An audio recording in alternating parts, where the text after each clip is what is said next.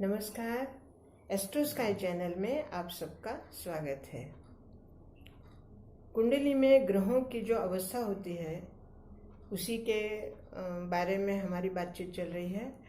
और पिछले वीडियो में मैंने बताया था कि ग्रह की पहली अवस्था होती है वय अवस्था, और आज हम दूसरी अवस्था की बात करेंगे। दूसरी अवस्था है गृह अवस्था। गृह अर्थात कौन से घर में है वो। गृह अवस्था में 3 विभाजन होते हैं। जैसे वय अवस्था में 2 विभाजन होते हैं, सम राशि और विषम राशि। और गृह अवस्था में 3 विभाजन होते हैं। एक है स्वगृही या सर्वोच्च ग्रह, दूसरा है मित्र ग्रह या समग्रह, और तीसरा है शत्रु ग्रह या नीच ग्रह। तो गृह अर्थात घर, कौन से घर में वो स्वगृही है अर्थात अपनी खुद की राशि में है, या जो उसकी भावस्थ, जो भाव उसका उच्च का भाव होता है उस भाव में अगर है वो, तो उसकी वो जागृत अवस्था कही जाती है। जागृत अवस्था में ग्रह का पूर्ण फल मिलता है। दूसरी अवस्था होती है मित्र ग्रह या समग्रह। मित्र अर्थात वो अगर अपने मित्र की राशि में है या फिर समराशि में। समराशि अर्थात जो ना मित्र है ना ही वो शत्रु है। इन दोनों राशियों में अगर वह है तो उसकी अवस्था होती है स्वप्नावस्था। स्वप्नावस्था में मध्यम फल मिलता है। तीसरी अवस्था होती है शत्रु ग्रह या नीच ग्रह।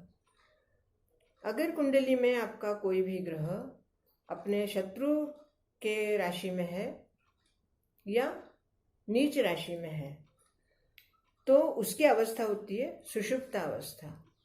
ऐसे में उसका शून्य फल मिलता है।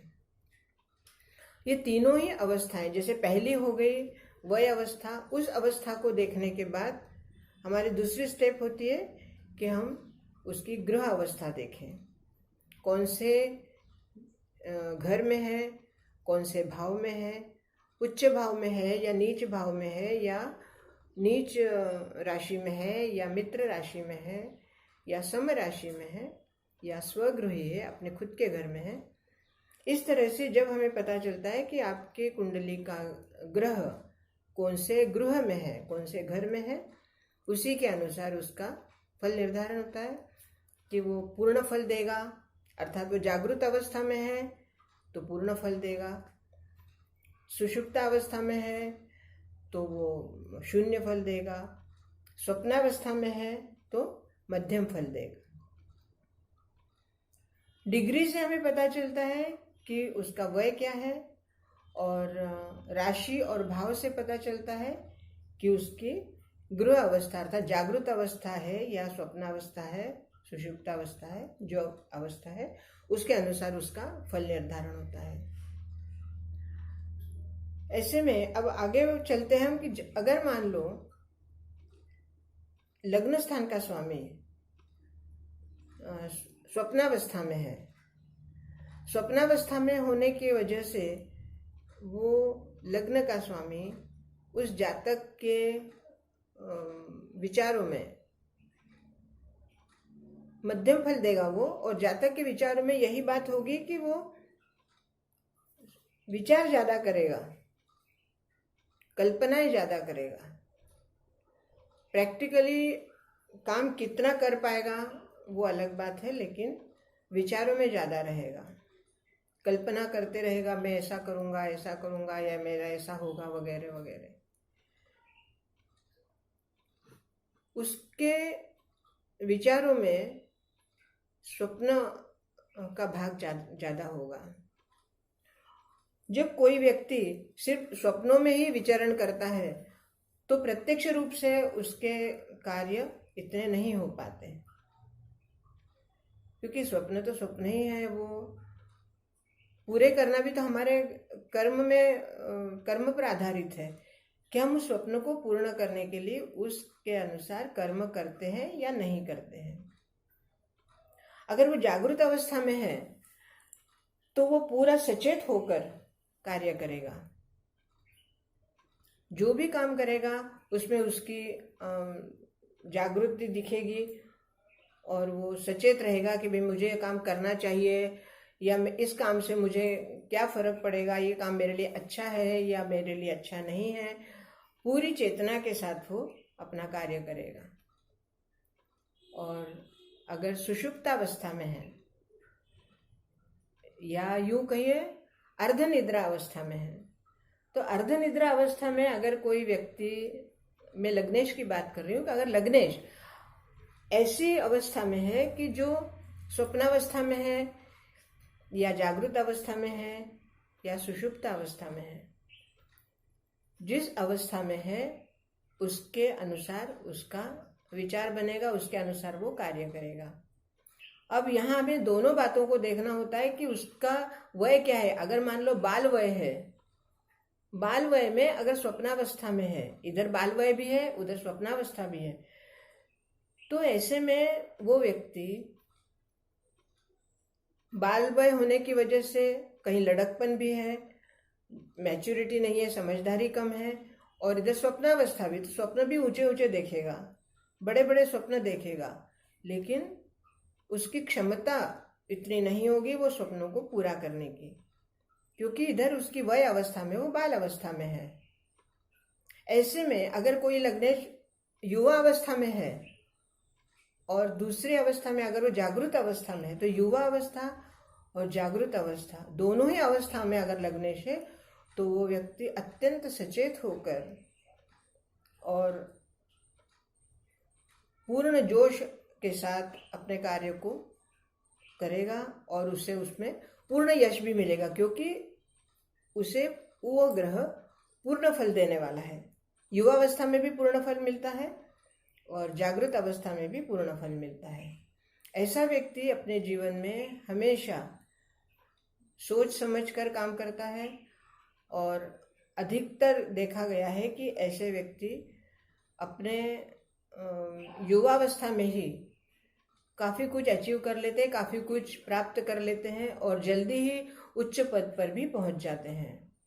अगर कोई बिजनेसमैन है, बिजनेस करने वाले हैं, तो वो युवावस्था में ही अच्छा बिजनेस कर लेते हैं और बिजनेस में भी अपना नाम कमा लेते हैं। अगर जॉब में है तो अच्छे पद पर पहुंच जाते हैं। ये सिर्फ लग्नेश की बात करें, लग्नेश का ये फल होता है। उसके साथ साथ बाकी ग्रहों का भी हमें देखना होता है कि बाकी ग्रह पंचमेश है या नवमेश है, वो किस अवस्था में है, किस हिसाब से है, उसी के अनुसार उसका आगे का फल तैयार होता है। किसी कुंडली का अगर एक ही ग्रह की हम बात करें तो एक ग्रह का क्या फल होगा वो हमारे सामने दिखता है, लेकिन पूरी कुंडली का अगर हम विचार करें तो पूरी कुंडली में उसके बाकी ग्रहों का विचार करके ही उसका जो निर्णय है या गणित है, उसका गणित का उत्तर क्या है, वो सभी ग्रहों को देखने के बाद ही पता चलता है। अवस्था अगर पंचमेश की, लग्नेश की और भाग्येश की, तीनों ही ग्रहों की जो उसके कारक ग्रह हैं, तीनों ही ग्रहों की अवस्था अगर युवावस्था है, भाग्य भी युवा, पंचम स्थान का स्वामी भी युवा और लग्न स्थान का स्वामी भी, तो वह व्यक्ति हर तरह से संपन्न, हर तरह से सचेत, बुद्धिमान, अपने कार्य को आगे बढ़ाने में सक्षम, कोई भी चैलेंज, कोई भी चुनौती लेने को तैयार और अत्यंत उत्साही। जब कोई बात वो सोच लेता है कि मुझे ये काम करना है, तो वो उस काम को पूरा करके ही दम लेता है। दोस्तों, एक ग्रह की बात और पूरे 9 ग्रहों की बात जब हम करते हैं तो इसमें रिजल्ट में या प्रेडिक्शन में थोड़ा फर्क हो जाता है, क्योंकि सभी ग्रहों का जब सभी ग्रह तो सभी के कुंडली में एक ही तरह के नहीं होते हैं, इसलिए उस फल में कम ज़्यादा होते रहता है। महादशा है, गोचर ग्रह है, इस सभी का जब हम देखते हैं तो सबका मिला जुला जो प्रभाव होता है उसके अनुसार हमारा प्रेडिक्शन बनता है। आज के लिए इतना ही है, और अगले वीडियो में हम इसकी तीसरी अवस्था बताएंगे कि तीसरी अवस्था कौन सी है और तीसरी अवस्था का विभाजन क्या है, उसका क्या प्रभाव होता है। एक एक ग्रह का अगर हम विश्लेषण करते जाएं या कुंडली के एक एक ग्रह को हम देखते जाएं तो हर एक ग्रह का स्वतंत्र भाव, स्वतंत्र निर्णय या स्वतंत्र उसका भविष्य एक अलग हमें दिखाएगा। और सभी ग्रहों का जब मिला जुला होता है तो उसमें से कुछ माइनस हो जाता है, कुछ प्लस हो जाता है। इस तरह से उसके भविष्य में या हमारे प्रेडिक्शन में फर्क पड़ता है। साथ ही उसकी महादशा कैसी है, अगर लग्नेश की महादशा है और लग्नेश युवावस्था में है, लग्नेश जागृत अवस्था में है और महादशा भी लग्नेश की ही चल रही है, तो ऐसे में वो व्यक्ति हर काम, प्रत्येक काम को अपने शिखर तक ले जाएगा। कितनी भी अड़चने आए उस काम में, लेकिन वो अपना काम नहीं छोड़ता या उस अपने काम में वो पूरी तरह आगे बढ़ता है। इसके बारे में अगर आपके मन में कोई शंका हो, कोई प्रश्न हो, तो आप कमेंट्स में लिख सकते हैं या कॉल कर सकते हैं। मेरे इस चैनल को सब्सक्राइब कीजिए, लाइक कीजिए, शेयर कीजिए और कमेंट्स अवश्य लिखिए। बहुत बहुत धन्यवाद।